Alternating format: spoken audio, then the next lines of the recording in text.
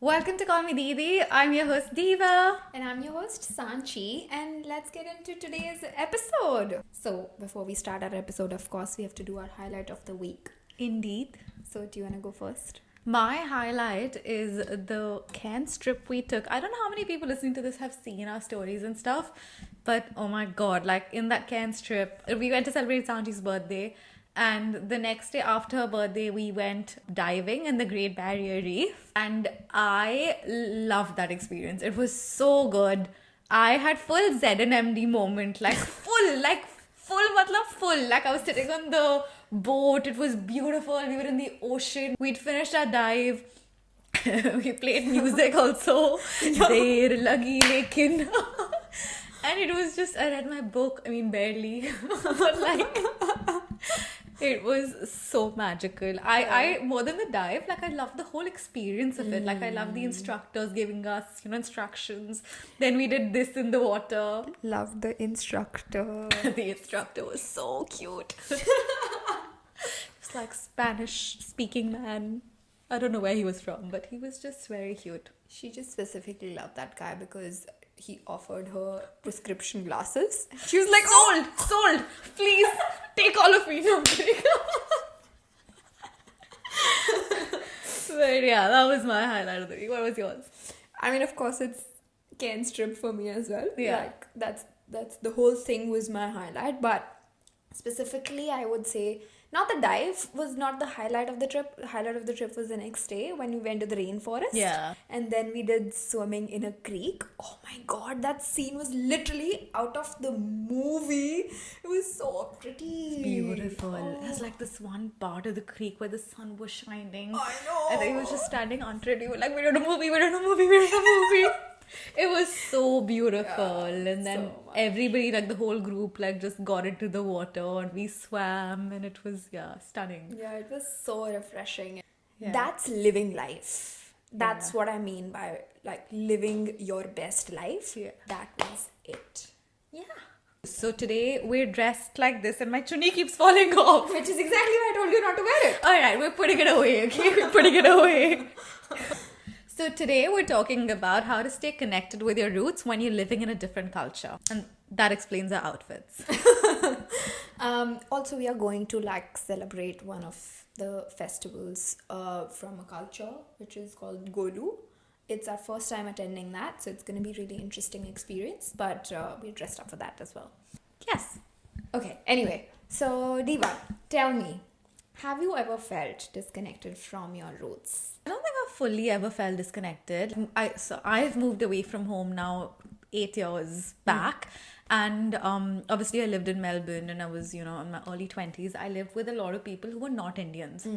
And during that time, I felt like I was a little bit disconnected with my culture. Not fully, like it's always been a part of me. Like I don't think it fully ever goes away. Yeah. But definitely ever since I've started living with Indians, I have felt way more connected to my culture. And this year, I was telling you earlier, I feel like I have embraced my culture more than I have any of the years I've lived abroad. Because like I've made an active effort this year and like I love it. Like this is who I am and the core.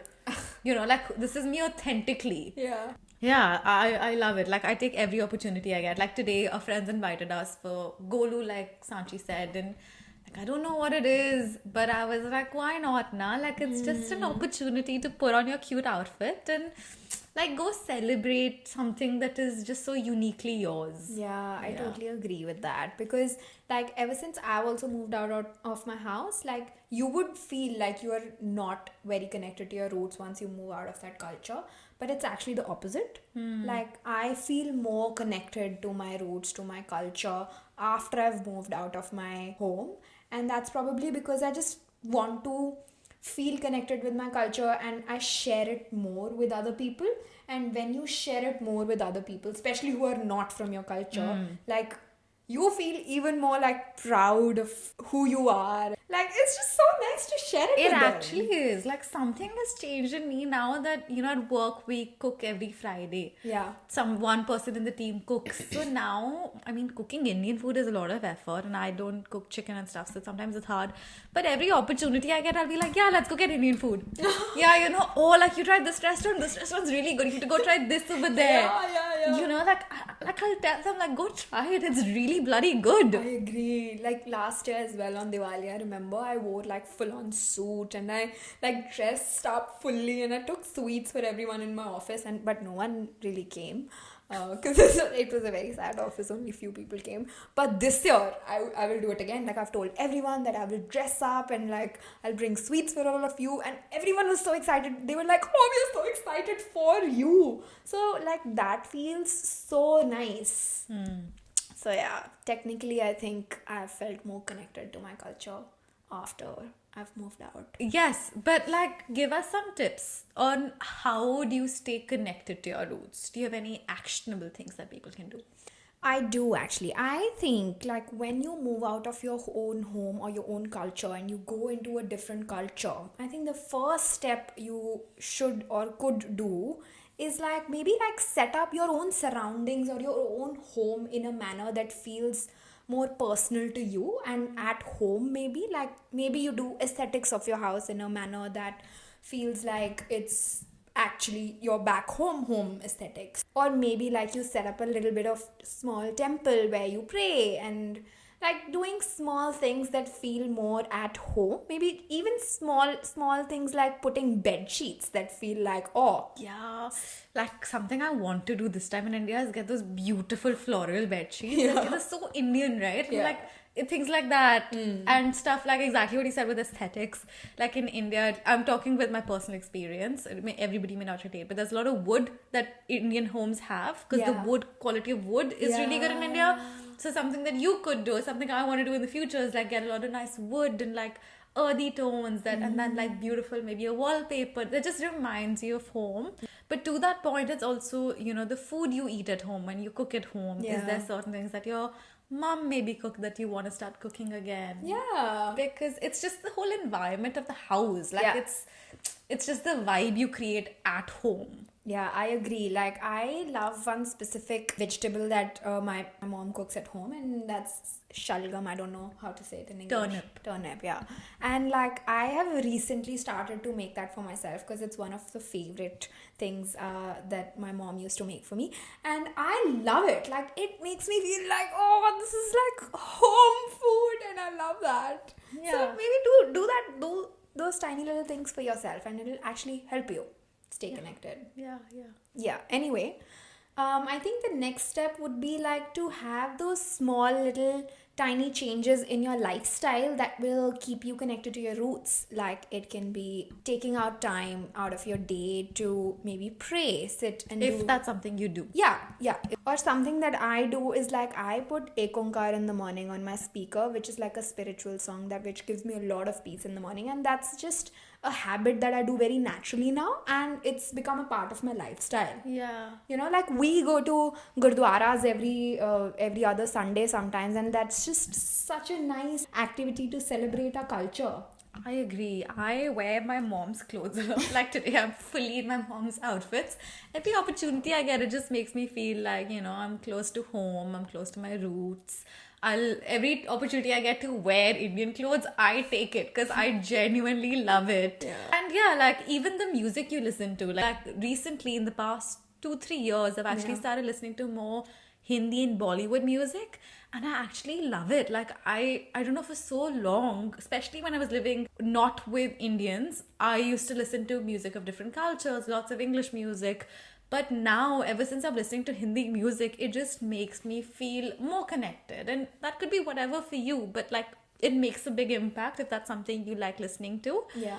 Even movies. Like I love Bollywood movies, and so many times we just don't make the effort. We just don't make the effort to actually watch them because people around you are not watching or your friends don't watch. But if you like it, then just make the effort, I agree.